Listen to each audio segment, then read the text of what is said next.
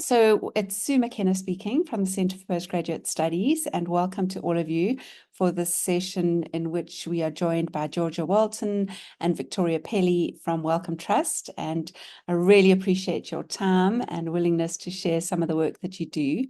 It was my really great privilege last year to actually visit the Wellcome Trust in their main building in London, besides going to see your amazing art in the building next door, that incredible art collection, was just to walk through the building and to see all the posters and to meet people who are working around the world on projects that are so exciting. And a number of times I was struck by things and I thought, oh, I know people at Rhodes University working on this topic or that topic. And so it was a little bit disappointing when we were told, no, actually, at the moment, Rhodes University don't have any funding from Wellcome Trust, and there's only one staff member who's involved in a Wellcome Trust funded project. So I thought, oh, this does seem a pity. But one of the things I really was struck by, and those of you who've had a look at the Wellcome Trust website will also have noticed, is this really strong understanding that we are one community on one planet. And I think with politics as divisive as they are at the moment, it's become possible for people to think that we can find solutions to a problem in one geographic region. And that's just not how the world works in this globalized era. And so any health problems have to be tackled in this very wide international way.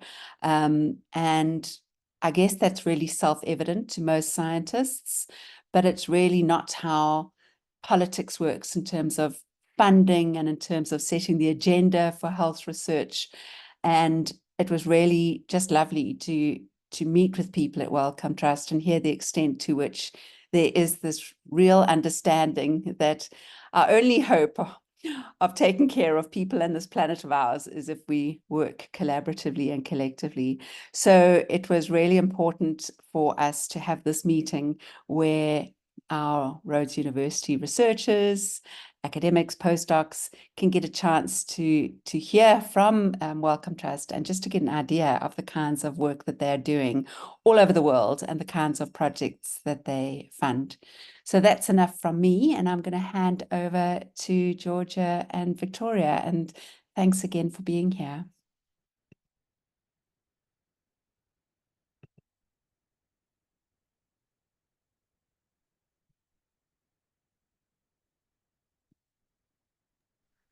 Hello. Okay, now. Thank you. Hi. Can you see my slides? Yes, they're not in presenter view yet, but they are. Perfect. There we go. Perfect. Lovely. Thank you so much for having us here today. As you say, it's really exciting for us to talk to people from sort of all geographies, and I will tell you a little bit more about that in a second.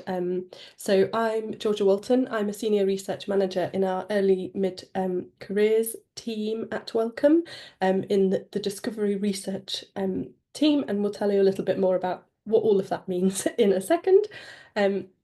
And I'm joined by my colleagues, Victoria Pelly. Do you want to just say a quick hello? Hi, everyone. I'm Victoria, also a senior research manager in the discovery research team. Lovely to be here. And Michael Chu. Hello, I'm Michael. I'm a research manager in the early careers and mid careers team in discovery research. And welcome. And today we want to talk to you about the kind of funding opportunities that are available to people like you through discovery research at Wellcome. So for those of you that don't know anything about Wellcome, we are an independent charity, and we are, and a global foundation. As Sue kind of mentioned, we have a vision of a healthier future for everyone, and we know that to sort of achieve our vision, we have to support science to solve the urgent health challenges facing everyone. So that's kind of our mission. And I guess the other thing to say is we know that to do that, we need people based all over the world to contribute to that. Wellcome is quite different to lots of other charities in that we are financially and politically independent. So we are able to kind of use that independence to fund what we feel is most important, and to have this kind of strategy that is global. We have changed our strategy quite recently. So people have sort of in the past known us for our specific international funding schemes.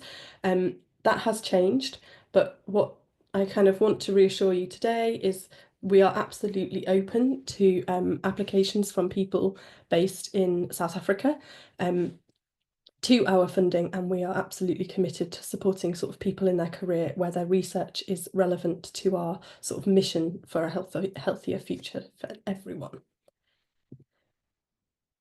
At Wellcome, we work in two modes. We work in what we call the discovery mode and the solutions mode, and there's lots of links between those two, but to sort of orientate you to where we are, I'll talk a little bit about both of those to start off with. So the discovery mode is orientated to kind of what we call discovery research in its broadest sense. We kind of think that Wellcome is better placed than lots of organisations to fund what we call kind of exploratory research. So that's open-ended research that's about generating data relevant to health, life and well-being, with potential, but potentially no guarantee to have an impact on health in the future. So we want to support researchers to take on big questions in creative ways, and then sort of intervene when we see opportunities to open new fields. So we want to generate knowledge with the potential to transform health in ways that we can't always anticipate.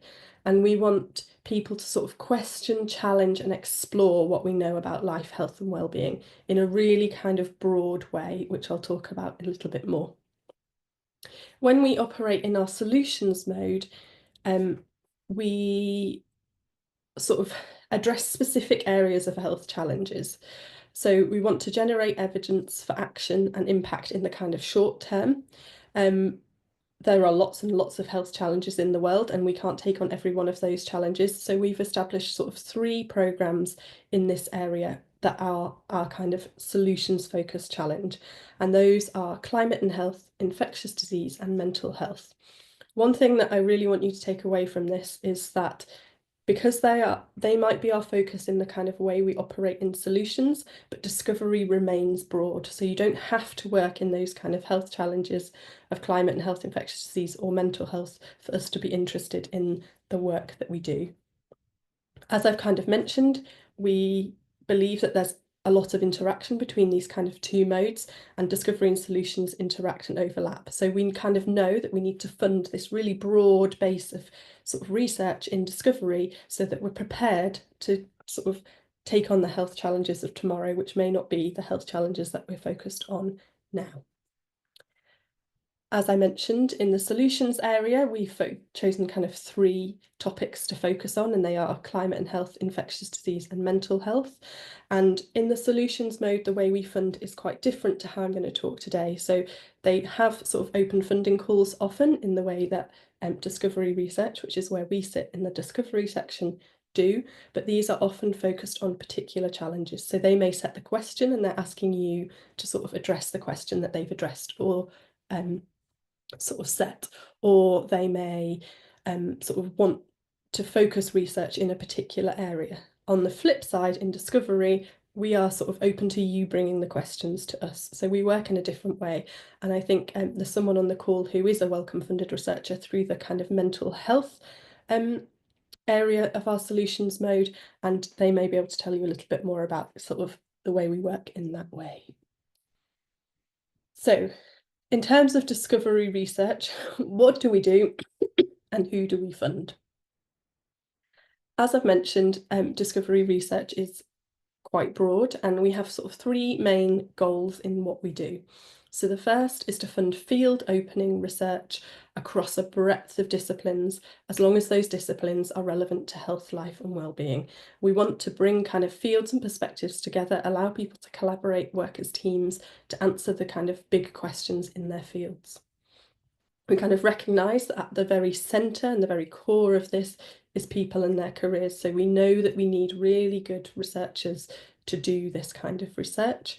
And we also want to sort of give people the sort of time and freedom to be truly curious about in their research. So encouraging researchers to work together to sort of answer questions that push boundaries, answer big questions, and give them kind of that time and freedom to unlock their real true potential. And then finally, we believe that supporting a really strong ecosystem is key to supporting kind of these two ambitions. So we want to address barriers and bottlenecks by funding sort of tools, technologies and resources, and we want to create the conditions for researchers to be creative and imaginative by working in a kind of really positive environment where people work together, where knowledge is shared and where everyone is allowed to kind of be their best. Kind of building from what Sue said, we absolutely believe that LMIC-led research is important for our success in discovery research. We have a really strong commitment to supporting researchers in low and middle income countries, and we really believe that that's vital for achieving impact. Lots of the health challenges in the world are faced by people in these contexts, and we really believe that those are the people that should be driving research in this area. And we know that we need to support a really strong and diverse network of global researchers so that we have the people to answer these kinds of really important questions. And overall, we think that that is really important for us ensuring that the work that we fund has the greatest impact and is relevant to those people that are affected. So we want to fund research that is representative of the international landscape, and to do that we must fund a strong group of global researchers. So a little bit more on who we fund. I'll talk about our schemes in a second, but we fund individuals at all career stages, sort of post-PhD is where the focus of our funding is, and teams of researchers. As I've mentioned, our schemes are open to lead applicants based in the UK and the Republic of Ireland, and in lower middle income countries, of which we consider South Africa to be one of those.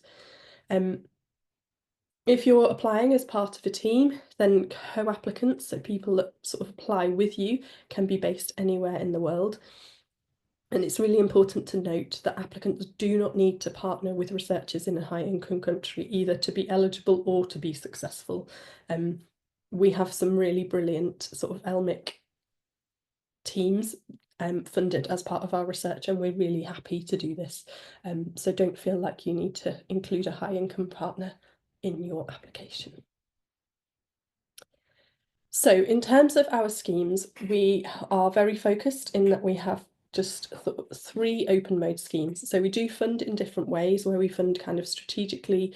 So some of you may have caught a discussion about ARI, which is a Africa Health Research Institute, which we fund in South Africa. That's kind of a targeted investment that is made by Wellcome, but is very separate to the schemes. But in terms of funding that is kind of open to you and is regular and kind of that sort of breadth that we're talking about, we have 3 schemes, and these 3 schemes run 3 times a year every year. So in terms of the 3 schemes, we have an early career award. So this is for people that have completed a PhD or sort of have equivalent experience, but have no more than 3 years full-time postdoc experience. And when I talk about 3 years full-time postdoc experience, we only count research time.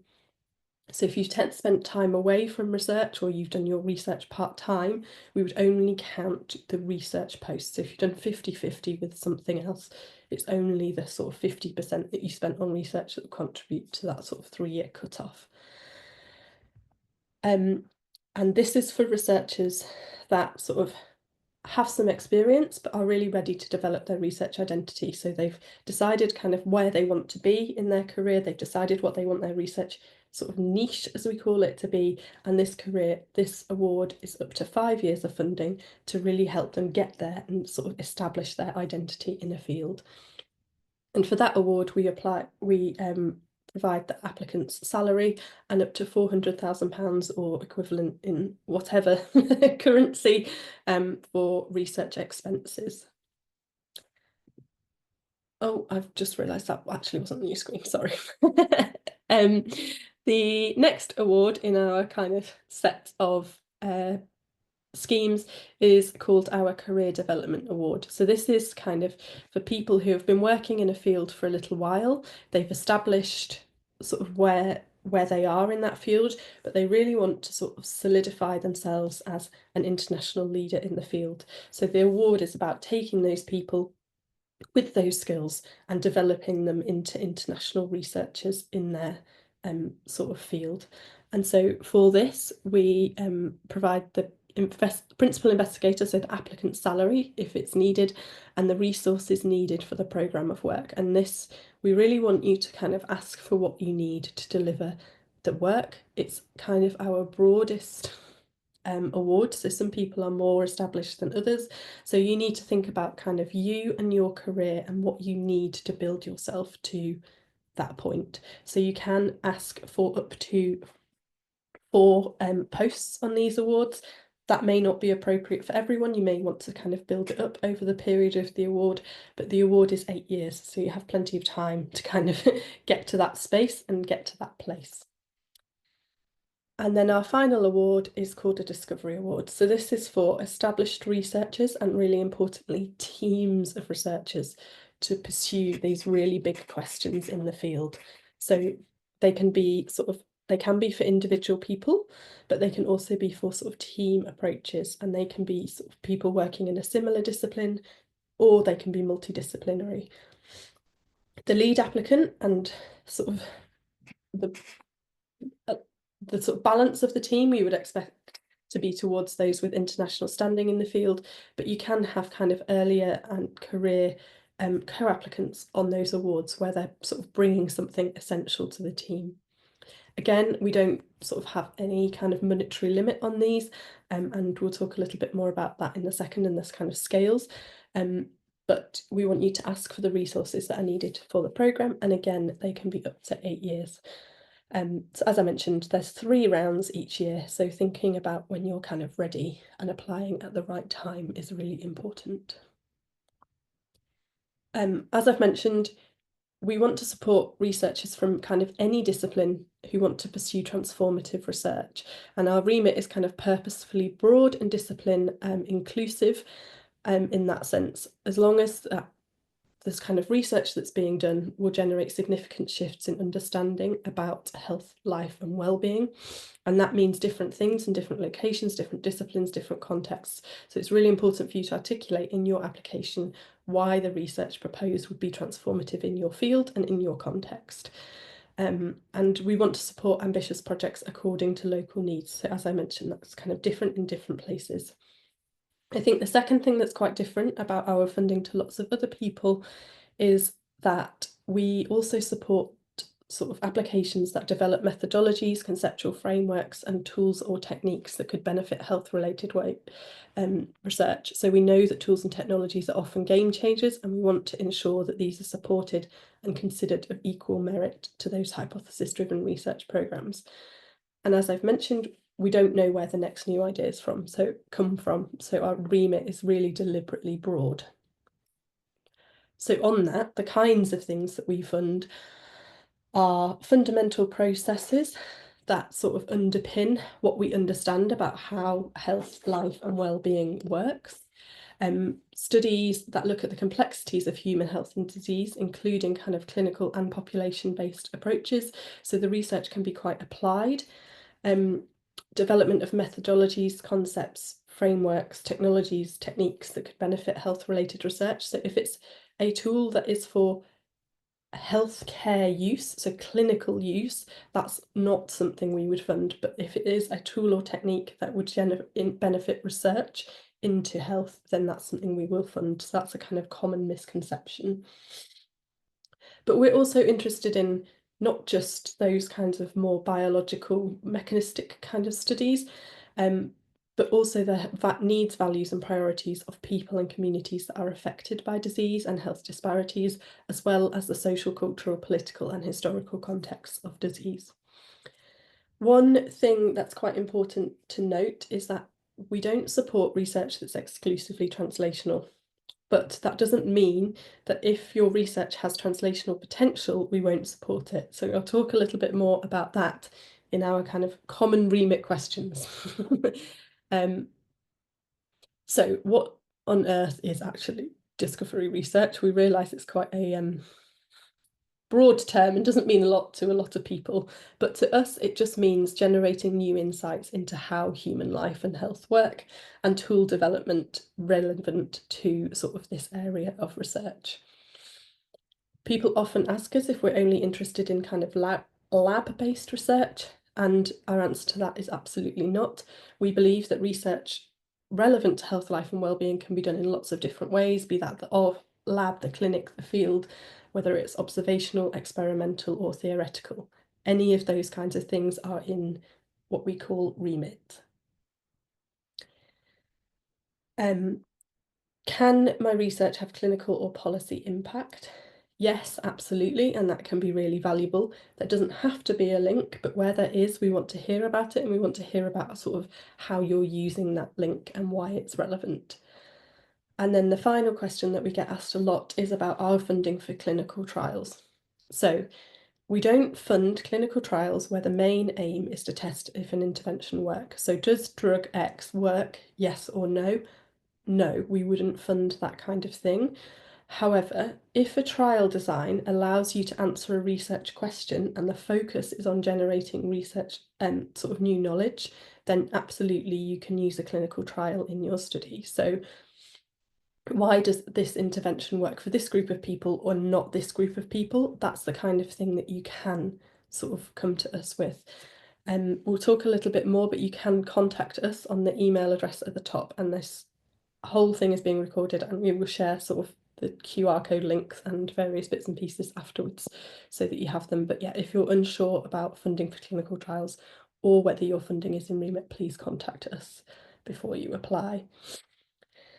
And then just to say, these are kind of a few examples from across our portfolio of the kinds of things we fund. On our website, you can find a kind of massive list of everyone we funded, and you can search through for geographies and various other bits and pieces. But some examples are Alan Kalungi, based in Uganda. So this is an early career award to explore genetic risk factors for major depressive disorders in 3 kind of ethnically diverse African cohorts. We've funded Pablo Strobel Mazula. That's a mid-career researcher in Argentina who's investigating how microenvironmental mechanics influence ganglion differentiation, so very kind of cell biology focused.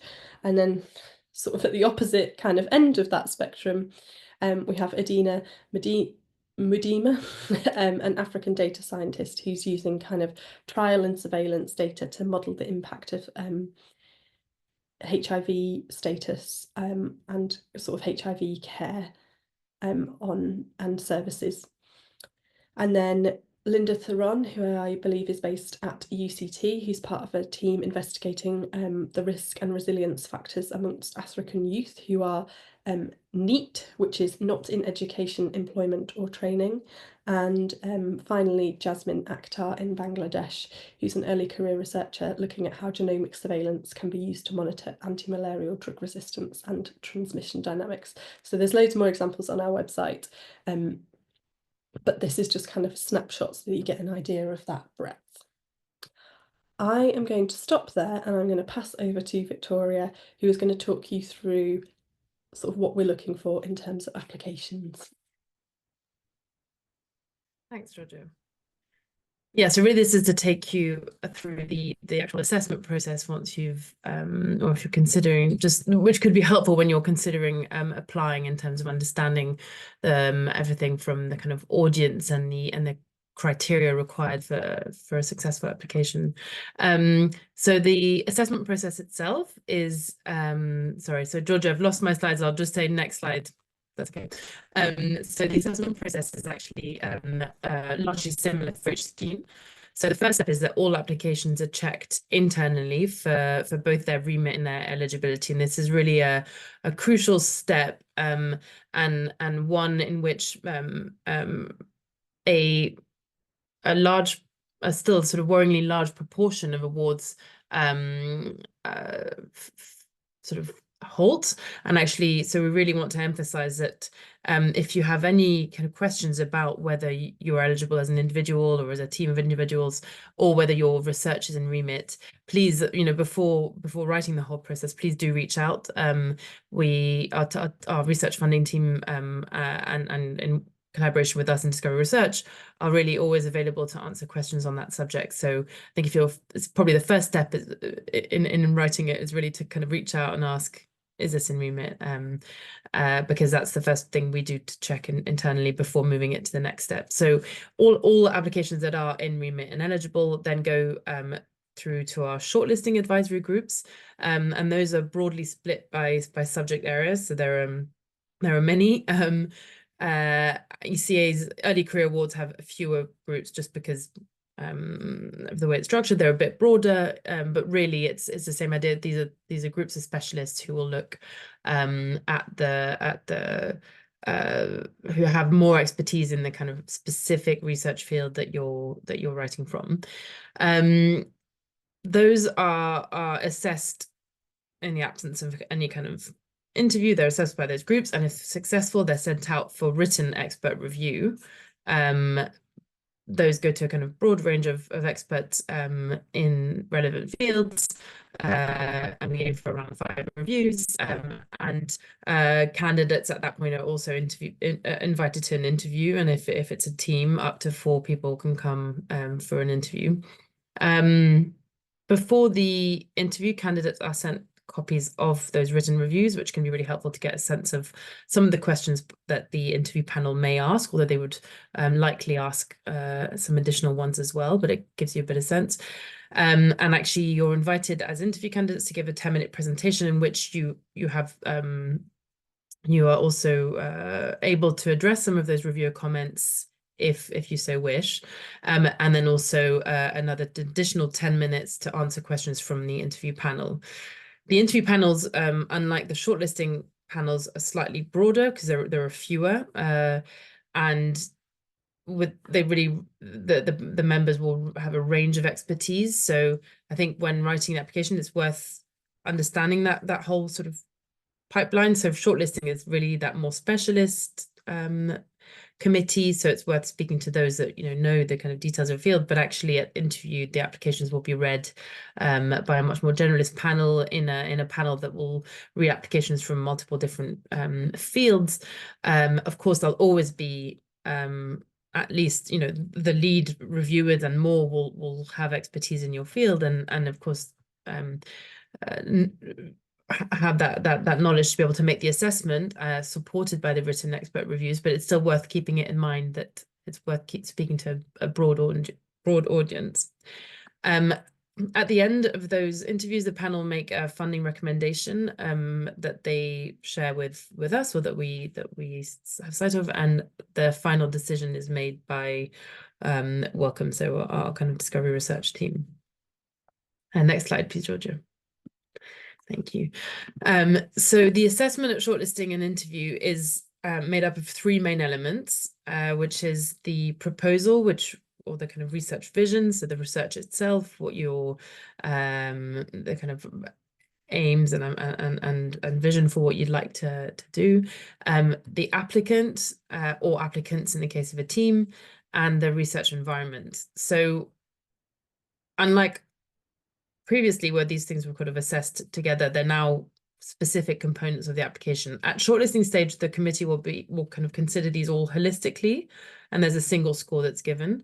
But actually, at the interview stage, there's a more granular approach, and each of those elements is weighted into an overall score. So it's 50% for the research proposal, 25% for the applicant or applicants, and 25% for the research environment. So it's really important to think when applying and when writing the application to think about those sections with weighted consideration, and ensure that the application as a whole speaks to the research you'd like to do beyond just the kind of research vision itself. Next slide, please. Thank you. So just to take you a little bit more into the kind of score and how we assess the research proposal. So as I said, it's 50% of the overall score. And there are 3 kind of broad criteria that we look for here. We want the applications to be bold, creative, and high quality. So what do we mean by bold? And we know that these adjectives can be kind of quite subjective. I suppose what we really want to say is to kind of, and to emphasize something that Georgia said, is that we want research proposals to seek to deliver a significant shift in our understanding, or that has the potential to stimulate new and innovative research in the relevant field and beyond. So it's really that kind of step change and that big shift that we're looking to support. In terms of the creative nature of it, that could mean that it's in itself, the proposal is developing and testing new concepts or methods, methodologies, or exploring ideas in a new way. But actually, sometimes it can also be bringing those existing things together and in a kind of creative way as well. Or it can be in the context of more of a tools and tech application, where the goal of research is to develop new methods, tools, and technologies that provide that significant advance. So again, that term can be used, that can describe different things, but essentially it's either bringing it together, new ideas, or developing new concept or new methodologies. And then finally, high quality, and I think that's true of the proposal. And of course, we expect the proposal has to be cohesive and well designed, and that delivery is feasible and supported by evidence. But that's kind of speaks to the whole application, because there's other sections that in the application that might be used to review whether or not the research you're proposing is feasible, really, and that might include your previous contributions or collaborators or co-applicants that you involve. But I think what we want to emphasize is that the assessment of proposals is really context specific. So the criteria is the same throughout the awards, but of course we understand that might depend on what field you come from, your previous research contributions in career, and also your career stage. So all of these are really assessed in context, and we understand that that's what makes you individual as researchers, and that context shapes researchers' needs. So we want to value that breadth in terms of what we see as well. So we really want to support ambitious projects that according to the local needs, but also and that might look very different depending on the researcher as well. And it means we understand that these terms, bold, creative, and high quality, or bold and creative, mean different things in different contexts, and that's very much incorporated in the way we assess applications. Next slide, please. So in terms of what we look for when assessing applicants, so again, very much this is assessed relative to career stage. But generally we would look for applicants who have relevant experience for the planned work, and who own the ideas and demonstrate the ability to drive the project forward. We look for researchers who've made contributions to their research field and to the generation of knowledge, but also to their wider community, and that they have the skills required to undertake the research proposal, or perhaps at earlier stages in their career seek to develop those skills as part of the work. And we look for this in how, particularly in kind of your research outputs and your contributions and how that's described. So those are good sections in which you can really talk about your research contributions in a broad way. And we really consider a range of outputs, not just publications, but actually, data sharing, contributions to knowledge in other ways. So that can be really sort of how you see, or really individualized. At particular kind of earlier career and mid-career stages, we look for a clear description of how the funding will contribute to your career development plans, and a clear plan for how you might develop skills necessary to succeed in this field. Again, at the kind of career development stage where you're likely to be asking for funding to support a team, we look at how you may have already contributed to the development of individuals, or the development of other researchers, and that's of course true when we're talking about the more senior researchers and those leading a team. And actually, we also look, particularly for team applications, the kind of rationale for why researchers are forming a team and the contributions of each of the researchers, and also a sort of idea of how you intend on working together. And we want to know that the research team, has the expertise, but also every individual researcher has to have a meaningful contribution to the research. And in that setting, particularly for team applications, but also for applications that include collaborators, we want those partnerships that you're establishing to be equitable. That's especially true that we see, especially we see that, and we think that that's especially important when it's researchers sometimes from high-income countries working with co-applicants in low-income countries. So, if you're considering being co-applicants, for example, that we do expect the research to be driven by the local needs. So as Georgia was saying, the research wouldn't need to be led by researchers in high-income countries. If anything, if it's, we expect the research that's to be based where the local need is, and to be led by those researchers. Yeah. So the final component of the scoring is research environment, and that accounts for 25% of the assessment criteria, which is again quite a unique feature of Wellcome Open Mode Awards. So what do we mean by research environment? Because we know that's again definition is very different in different environments. So typically, its research environment is judged by strength of infrastructure, or the kind of location where the research will take place. But actually, our definition goes beyond this and looks also at the culture and the behavior that creates excellent research practice. And so it's more of an approach to how research is done rather than purely a kind of physical kind of environment. So there are kind of two sort of ways in which we want to see this. We want that people involved in research are thriving in equitable, diverse, and supportive research environments, cultures, and for people to be treated fairly with respect and enabled to thrive. And then we also want for the research to be ethical. So, for example, anticipating the different ethical dimensions of the research, or that plans for those are in place when you're submitting the research proposal.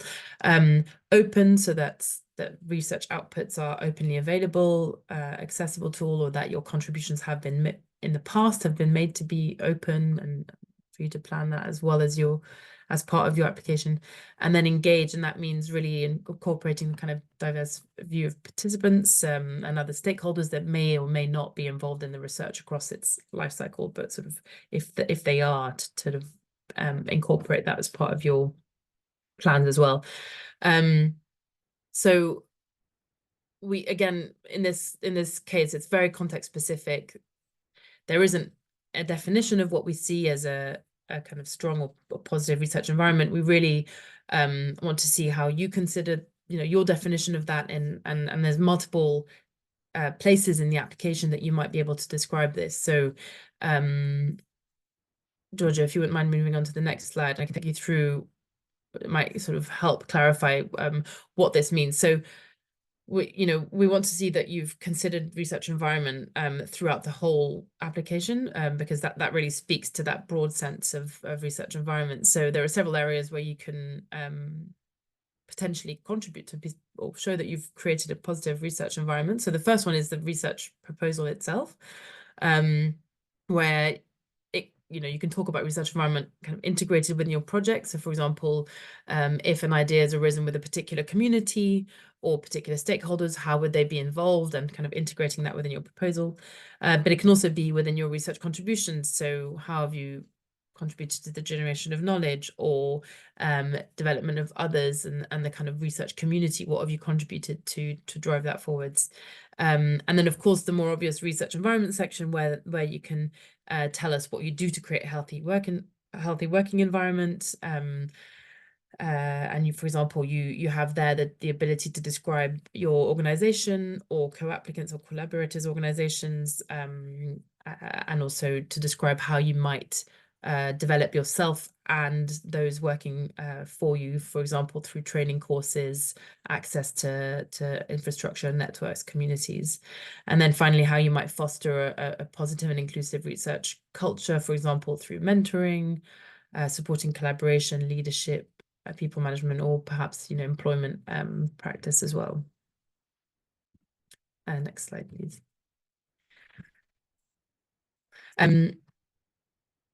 So these are just sort of further kind of considerations, and it's not an exhaustive list. There is a sort of page on our website that also kind of helps clarify this a bit, but it's more examples of the kind of things you can talk through and that might contribute to our assessment. So for example, for the career development, so there's sort of three ways in which you might think about this, your kind of career development opportunities for yourself and a team. So have you considered how you might develop your career as part of this, or career of those who work for you or contribute to the team? Have you shown how you've previously supported careers of others or actively promoted a positive and inclusive research culture? Are there plans to promote the kind of and encourage relevant growth opportunities for team members and yourself? In terms of the leadership, have you articulated what your definition of a positive research culture is, or what you're striving to work towards, and how you'll foster that through the work? Have you described how you'll leverage the organizational support or beyond, other kind of resources available in order to meet that vision for your positive research environment? And then finally, when it comes to the importantly, when it comes to the team, is there a kind of balanced commitment to equity and diversity, both it could be gender, geographies and beyond, and do you have all the kind of skills and methodologies of it, and approaches there that you need to deliver the research? Have you outlined plans for the management of the team and how you might support those involved to gain more experience that way, and how your kind of values and approaches will enable you to be kind of accountable with each other? And then finally, when it comes to research practice, have you actually referenced appropriate ethical frameworks relevant to the study and described how you might adhere to specific ethical guidelines and practices? Have you either planned or undertaken engagement with relevant audiences? And then have you described how you might make your research outputs available and publicize this tool? So there's, again, kind of multiple ways in which you might include research environment, and it's not exhaustive, but it also, this is just a guide, and we do hope that you and expect that you find your own way to describe this. And as I say, like all, we understand this is very context dependent as well. So finally, before we move on to questions, just a summary, but again, these are non-exhaustive, but are kind of top tips for really writing a successful application to our Open Mode Awards. At the beginning, really try and gather as much information as you can, and that there are quite a few resources now on our website, including webinars, including previously funded projects, and of course the funding support email, which we'll put at the end again, which you can always reach out to ask about eligibility and remit, as we've said.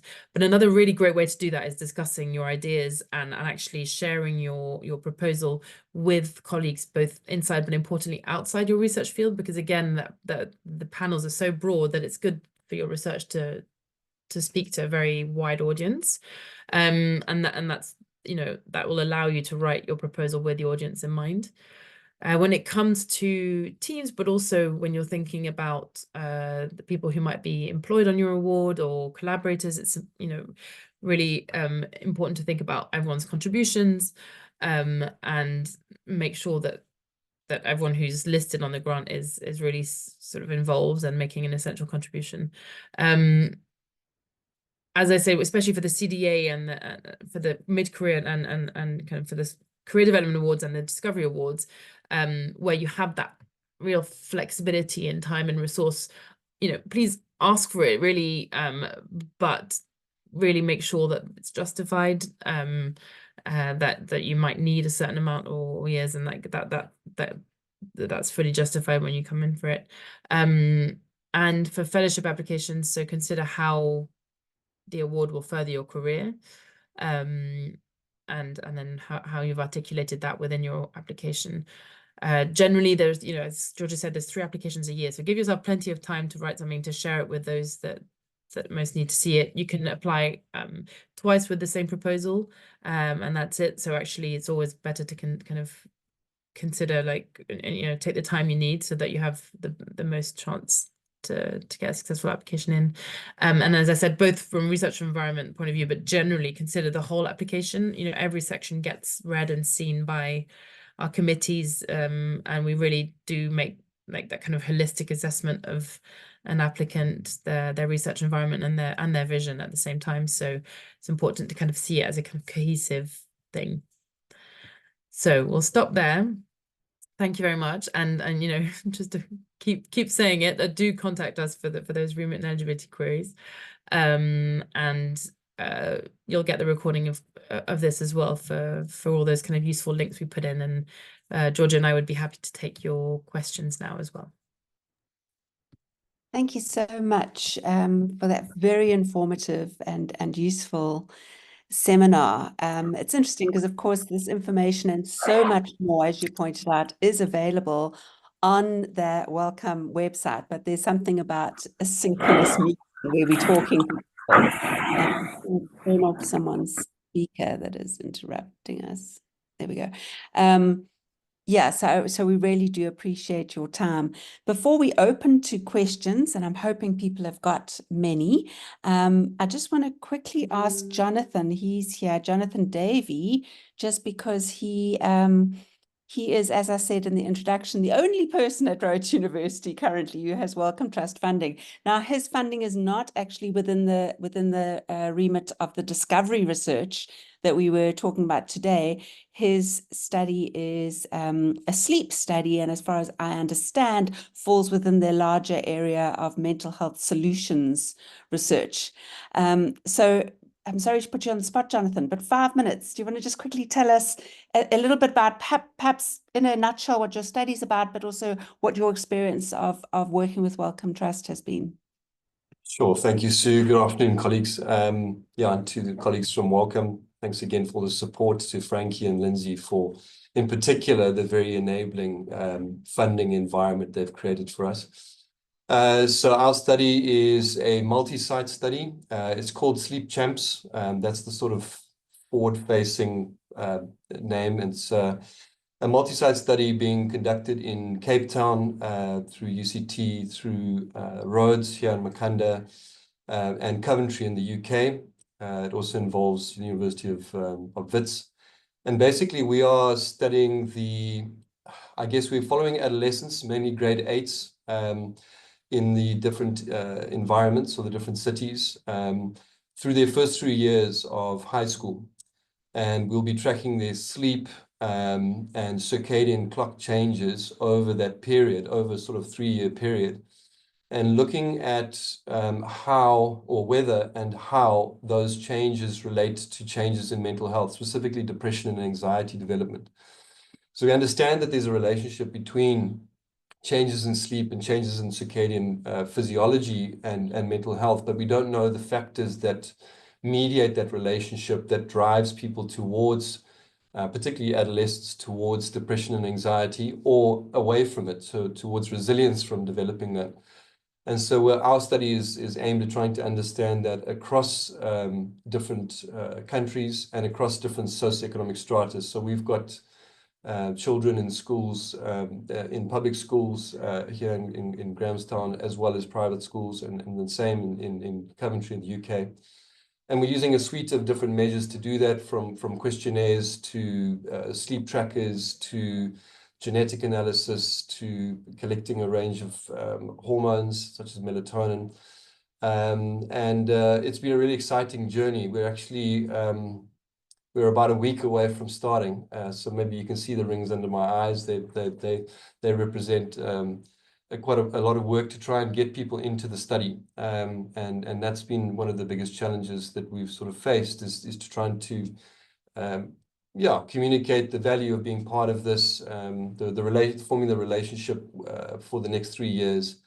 But it's been really exciting, and I think one of the most exciting parts of the journey so far has been the Wellcome Trust's insistence, and I see why it's there, of the involvement of people with lived experience in the construction, implementation, rollout, just about every phase of the research process, involving people with lived experience of either mental health challenges or with sleep problems, or just lived experience of living in the communities that we're going to work in.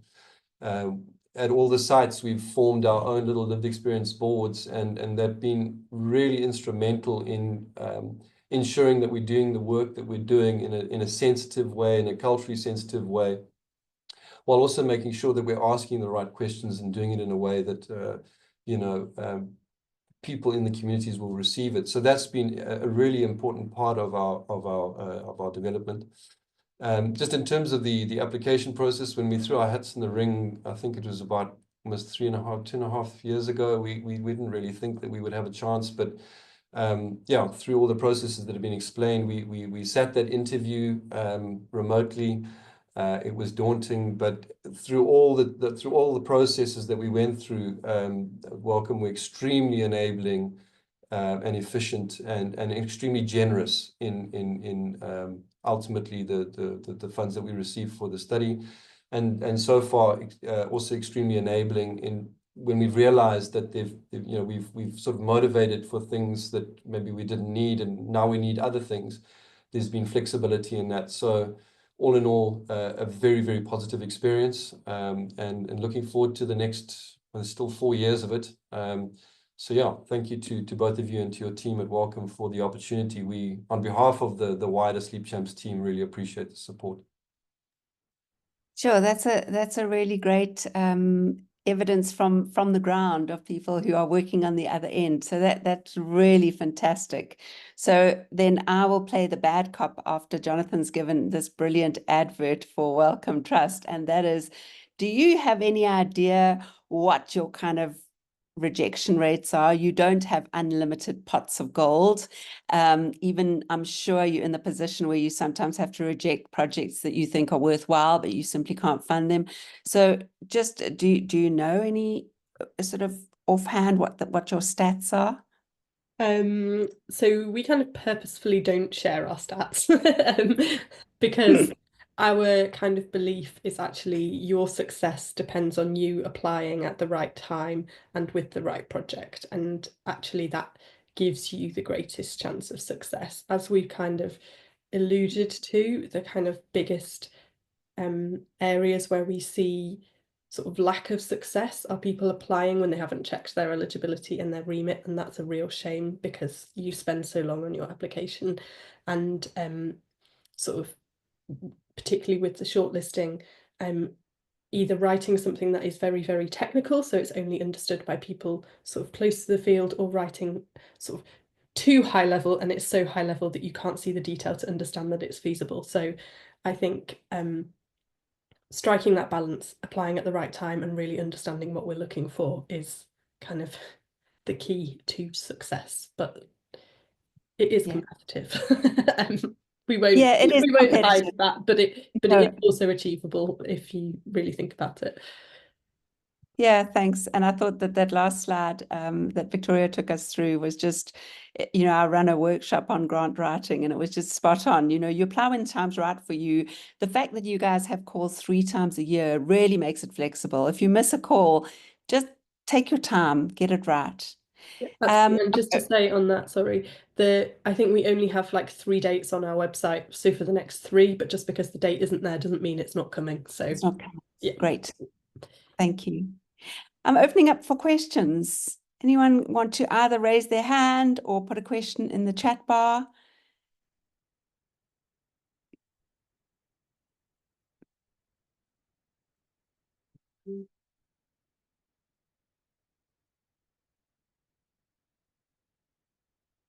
No, people are silent. Sorry. Katrina. Yeah, sorry. I didn't know how to put my hand up, so I'm just talking. Sorry, if that's okay. Go for it. Perfect. Okay. My question is around reporting. So if you get the funding from Wellcome, your reporting requirements, and the reason why I'm asking this is that I have funding at the moment from a particular funder where the reporting requirements are just incredibly onerous. And it gets to the stage where you think, oh, it's not even worth having this money. So what are your requirements around reporting? How often, what kind of depth, that sort of thing?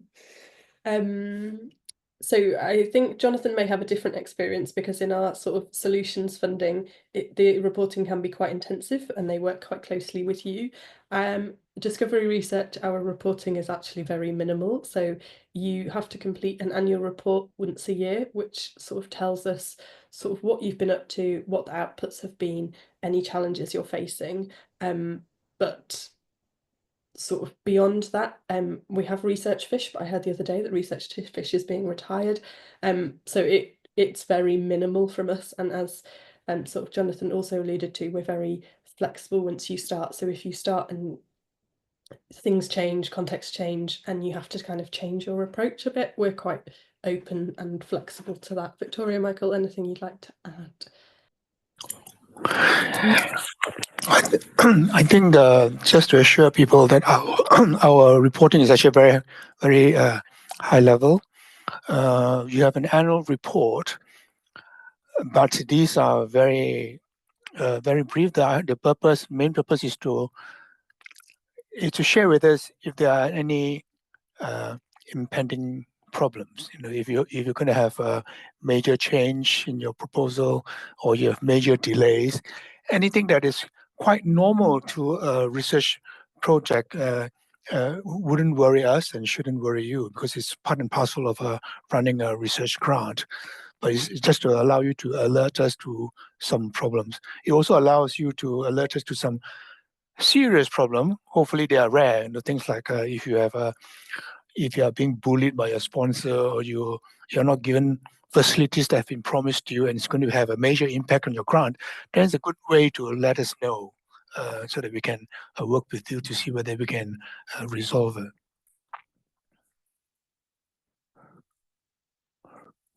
Thanks. That sounds really good.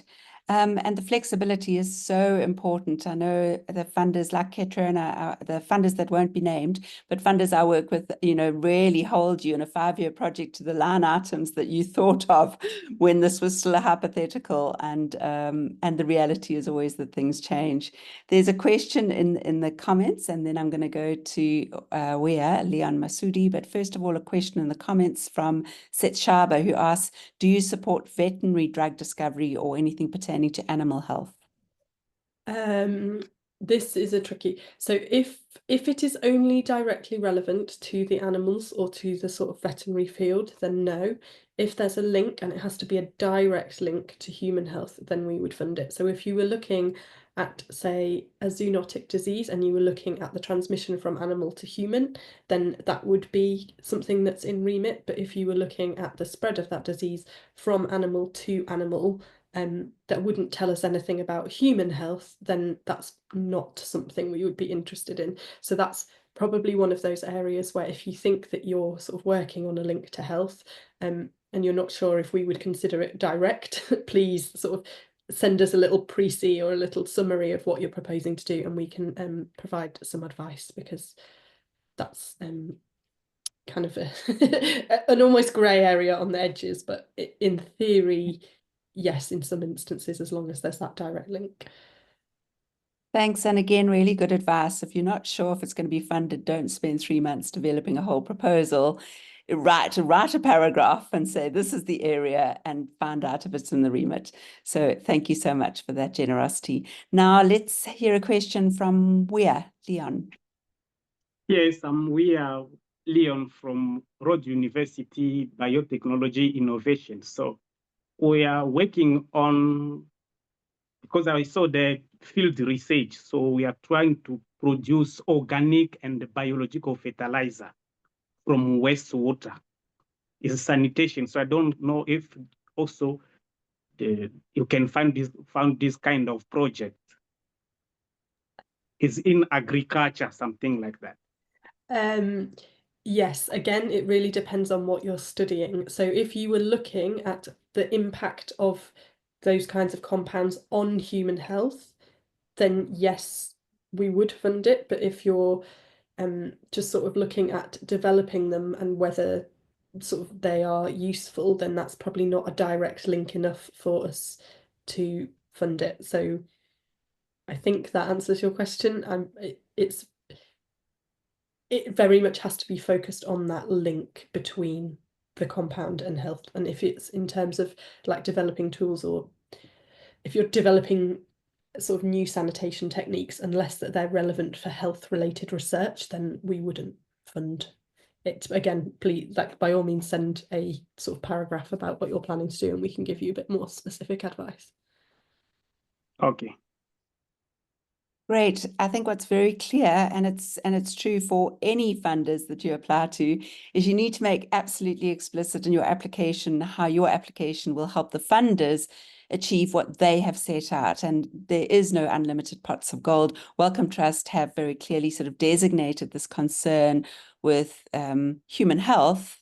And so as long as you can explicitly state that, I think it's really important to make that explicit in your application, so that the reader doesn't have to kind of search for how this attends to the agenda of the funders. But again, that offer stands a paragraph sent to Wellcome Trust to say, this is what I'm planning to do. Does it kind of fit your remit? You don't want to have a desktop projection because you haven't made it clear. I just want to pick up on a question in the comments from Sinazo. She's in our research office, and as a very small institution, we don't have a grants management office. We have a small research office, and the lovely people in that office have to be all things to all people. So I can see why Sinazo is asking, is that as you point out, the applications are all online, you put in your applications, but what kind of support do you need from the institution? You've mentioned the need to explicitly state the research environment that is physical, but it's also cultural. It's also about how the environment, whatever that research environment is going to support this research project. What else do you expect from the university as an organization? Victoria, do you want to take that one? Or I can go. So it will depend a little bit on which award you're talking about, but all institutions will need to provide their support through a formal kind of letter of support, but actually at earlier career stages you'll also need support from a mentor and a sponsor. For teams of researchers, you'll need to each provide letter of support from all the different contributing organizations. And then in terms of the salary, so for kind of established researchers, discovery award holders, applications, you'll actually the salary isn't included, so you would expect the salary to be costed in. So that doesn't necessarily mean that it's from the university, so, but it'd have to come from somewhere else. Georgia, do you have anything else to add? Yeah, I think so. There's no kind of specific financial commitment that we ask. I think if you're asking for equipment above a certain amount, then we would ask for a contribution from the host institution. But it's really about the host institution showing sort of how they're going to support that person, how they're going to support their kind of career, and sort of what you have available, rather than. And then I think you have to write, as Victoria said, a letter guaranteeing like space, right, that sort of thing. But again, this is something that is looked at in context. So there's kind of a low bar for our sort of minimum expectations, because we understand that there's some institutions that can offer more and some institutions that can offer less, and we wouldn't want people to be kind of penalised for that. But ultimately, it's that sort of supportive environment around them that's the important thing. Yeah. Well, I think from a governance point of view, your institution must agree to our grant conditions. They must agree to administer the grant, because the grant is going to be awarded to the institution, not to the personal applicant. Yeah, thank you. That's very useful. And of course, it really is important that the individual has that support. And so they need, you know, if it's an emerging researcher, their head of department needs to know that they've applied for this, that they don't suddenly get funding and vanish or whatever the case may be. Jonathan explains that in his case, he had a letter of support from Jane Roberts, who's the director of research, had a letter of support from the dean. And that just really, I think, assures the funders that this person is going to have the support that they need in the institution. Let's go to Yolandi. Question from you.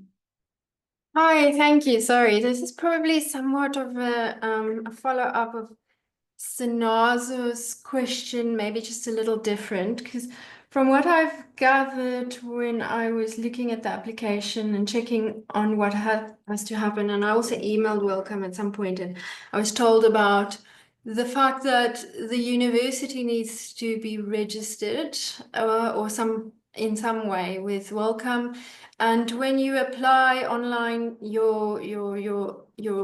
will be an internal deadline, which, you know, in the end of the day, Jane would have to give us. And when you apply, you submit your application, it first will go to whomever, I guess, at the university it was set to go to, who then has to kind of review it and then would let it go through to Wellcome by, you know, their deadline.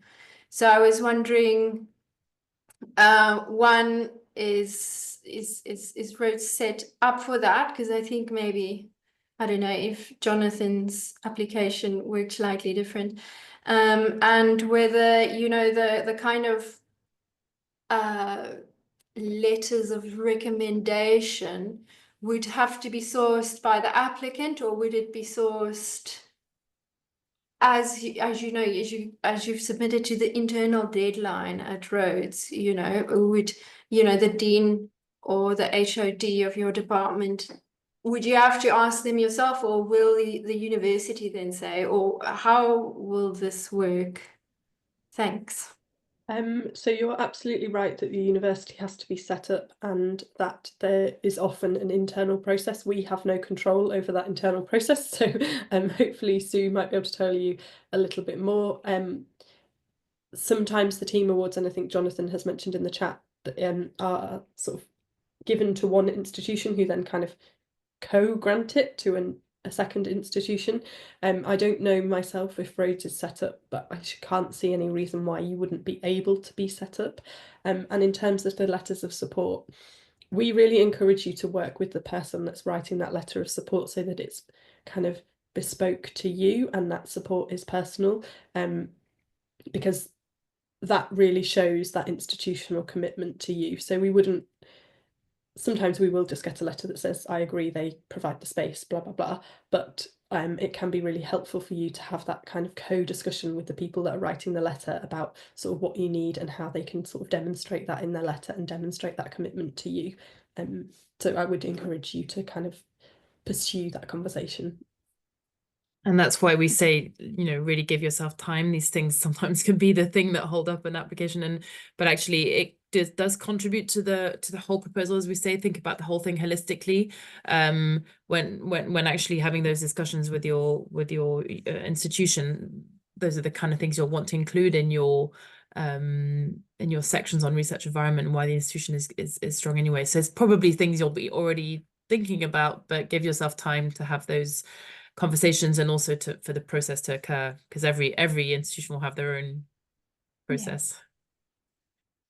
Yeah, I can jump in there and say, look, we haven't set internal deadlines. Sinazo can also jump in and to have something to say. We haven't set internal deadlines because we haven't actually been accessing Wellcome Trust funding. So we don't have any internal deadlines, but absolutely the sign-off goes through the university. And so I'm just reiterating really what Victoria and Georgia have already said, but you don't want a last minute generic letter of, okay, we see that this person's applied for this and we support it. Although you will get that, I'm quite sure that someone in the university will write a letter along those lines. What you would really like, I think, is to have conversation with all the people who might be involved, with your head of department, with your dean, have a number of ongoing conversations. So you're not rushing to put together something. Depending on the particular kind of grant, whether it's a team grant or an individual grant, you know, you may well be needing time away from teaching, for example. You need to have support for that. You need to go and speak to whoever your line manager is. And if you can get a letter of support from whether it's the dean or what have you, and of course, as I say, automatically you would also need an institutional letter, which would probably be from the Director of Research or the DVC. It's great to have a letter that can show why your study is so important to the university, or how it connects with other things, or the person who's writing it can talk about, you know, Jonathan's had this and this experience in the past, and we're excited about this opportunity that he's having a more personalized letter that connects with what the university environment is and who you are, is just going to elevate it from just that generic, yes, we know this person is submitted and we support it. And that can be across the university environment in so many ways, whether it's describing the physical laboratory equipment available to you, whether it's meeting with the librarians and seeing how you're going to work with them. Of course, all of this is dependent on the kind of grant you're applying for and the nature of the field. But I think it's really important when you're applying for a grant, even if it's an individual emerging researcher grant, is to talk to other people, get feedback from them and get their support, because I think that'll really strengthen what we have heard today is a fundamental part. 25% is around the environment. And the environment, of course, is books in the library, it's laboratories, but it's also an environment, it's a cultural environment of support and how you treat each other. I think I'm just repeating things now, so let me hand over to Craig. Hello, can you hear me? Yes. Yes. Okay. Good. Hi. I'm just bouncing off the answers to Sanosa's question and then Yolandi's question. And my question has to do with eligibility on Wellcome's side. I've no doubt that we could get support from the university for a grant or to apply for a grant, but when you're talking about an early career grant, you're talking about a 5-year grant, right? And we've got a number of different levels here, PhD students, postdocs. We've got permanent staff, but we've also got people on contracts. We've got research associates who are not necessarily guaranteed a position for 5 years. So what would the eligibility be for applying for these things as, for example, a contract lecturer who's got a 3-year contract? So for our fellowship awards, we will provide the salary, and also for our sort of discovery awards, we will provide the salary if that's kind of required in your salary, if you're based in your contract, if you're based in an LMIC. What we would expect is that your institution says kind of on that basis, we will provide you kind of the time, resources and the space for the duration of the grant. So if you're successful, we will make sure that your contract runs to the end of the grant. So you don't have to have that kind of permanent position or sort of guarantee ahead of time, but we would expect that if you're successful, you're bringing in, particularly in the case where you're bringing in your own salary, that you would be supported for the period of the grant. And we generally see that people are quite happy to sort of adhere to that. Yeah, sure. Yeah. Okay. Thank you. Yeah. Excellent. Thank you. I'm sure, yeah, most universities are very happy to adhere to that. And I think that answers Huda's question in the chat, which is around international students who maybe are doing their doctorate here or busy with a postdoc here, but they're only here at Rhodes University for a short period of time. But as you point out, if they got that grant, it would, they can put into that their salary for the duration of that project.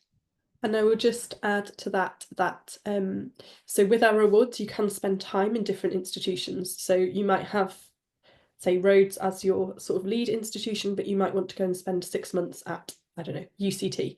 There is a sort of period of time where if it's beyond that period of time, we'd want a letter from the place that you're going to as well. But just to kind of flag that there is flexibility there as well, that if you, particularly in the earlier and the mid-career awards, you see an opportunity where you might want to go somewhere else, learn a skill and bring it back, you can ask for that, but we might ask for a little bit more reassurance from where you're going, depending how long you're going for.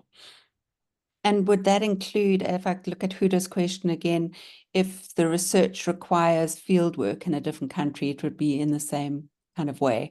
They might be registered at Rhodes, working at Rhodes, but go and spend 6 months in Uganda or whatever. Yeah, if there's a kind of institution there that's hosting them whilst they're there, we would kind of maybe want some experience, some sort of reassurance from them. But there is, as I say, there's like a time period or some kind of commitment that I would have to clarify.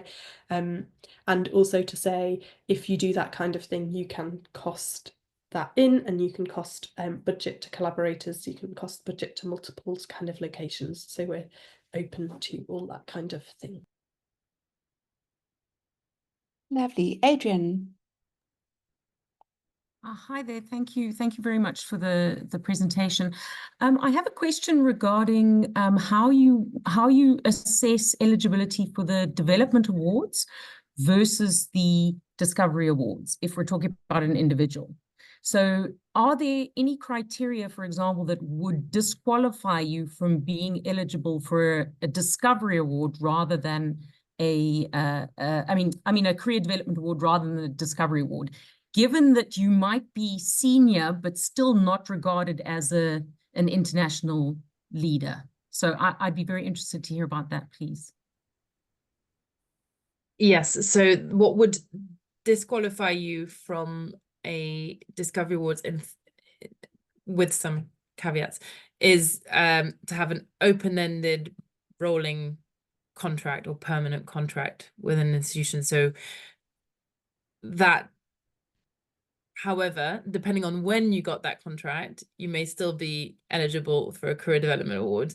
And Georgia, that's within 3 years, right, of obtaining your permanent contract. So you're within the first 3 years of obtaining your open-ended permanent contract, you're still eligible to apply for a CDA. But beyond that, we would deem that you would therefore be eligible for discovery. But I think what I want to reassure on the discovery awards front is that we actually do fund a range of individuals and teams of individuals there, that some led by researchers who've only had that sort of permanent contract for less than or around like 5 years, and even less than that. So actually, we not just those who've had an established group for sort of 30 years or so, we do fund some of them as well. So there's a big range, and we realize that will, with 3 schemes, we've got to cover the kind of breadth, but there are some specific kind of time limits there that we'd expect you to come in for a discovery award on. Yeah, Georgia. I would just also highlight that there is sort of potentially an area of overlap and an area of grey between sort of the more established end of a career development award and the beginning of a discovery award, where you may well find that you're eligible for both. But it's really about thinking about what's right for you. So if you kind of need that period of career development and to really establish yourself as an international leader, then we would kind of suggest you steer towards the career development award. But if you kind of feel like you have the skills and you're ready to do the research, then by all means go for a discovery award. And likewise, if you want to work as part of a team, then it would need to be a discovery award rather than a career development award. So there is some nuance there, and there is some kind of overlap. And I think people often think that they might be more successful if they apply for the kind of fellowship style award, because they'd be the kind of more established person in the pot, and that's not necessarily how it works, because we look at your kind of track record in relation to your kind of career and where you are in your career anyway. So the answer is not clear cut, but it's about kind of your intent and what you want to do. And Super. they're Thank you. quite different in terms of the time commitments expected as well. Another thing that might disqualify you from CDA is if you've had an equivalent award of that kind of size. But actually the CDA time requirement is 80% of your research time. So depending on where you're at, again, you know, with other awards, that might preclude you from attending a CDA, because they are really designed to propel you into that kind of in an independent stage of your career, whereas a discovery award, the requirement for time there is 20% of your research time, both as a lead and or if you're a co-applicant. Thank you. Yeah, that's really useful. And I guess that's a good point on which to wrap up, which is that all of these details, you need to spend time reading the websites, reading the small print, figuring out what's right for you and what project you want to embark on and what it is that you want to achieve, and then have a look and see what is required in these different modes, because it does sound as if there's quite a spectrum of opportunities, and you really need to think about what your research wants to do, and whether you're working in a team, whether you're starting out. But what was very clear this afternoon, I think, is just a real enthusiasm for the idea that collectively around the world, we can actually make a difference to issues of health. And as I started off saying, I don't know about the rest of you, but I've been feeling incredibly doom and gloom lately about the nature of politics in the world and the state of the planet. And it's really important to reassure ourselves that as scientists, we actually have work to do, and there are organizations like Wellcome Trust that are trying to help us get on with that work. Thank you so much to Michael, to Victoria, and to Georgia for your time. Really appreciate it. And thank you everyone else for joining us. I will send out the recording. Thanks, everyone. Bye-bye. Thank you. Bye-bye. Thank you. Bye. Bye. Bye-bye. Bye bye. Thank you.